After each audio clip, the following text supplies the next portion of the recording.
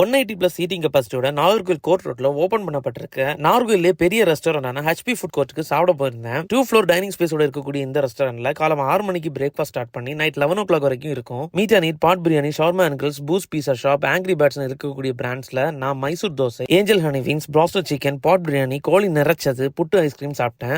மைசூர் தோசை நல்லா ஸ்பைசியா இருந்துச்சு. அப்புறம் ஏஞ்சல் ஹனி விங்ஸ் நல்லா ஸ்வீட்டா டிராகன் சிக்கன் டேஸ்ட்ல இருந்துச்சு. Meet and eat prostate chicken நீங்க எல்லாரும் சாப்பிட்டுருப்பீங்க, அதனால நான் ரிவ்யூ சொல்ல வேண்டிய தேவையே இல்லைன்னு நினைக்கிறேன். பாட் பிரியாணி நல்லா மசாலா தூக்கலா போட்டு சூப்பரா இருந்துச்சு. கோழி நிறைச்சதுன்னு ஒரு ஸ்பெஷல் டிஷ் சாப்பிட்டேன். ஒரு முழு கோழியை அப்படியே பிளேட்ல வச்சு உள்ள ஒரு பாயில்ட் எக்கை வச்சு அட்ராக்டிவா கொண்டு வந்தாங்க.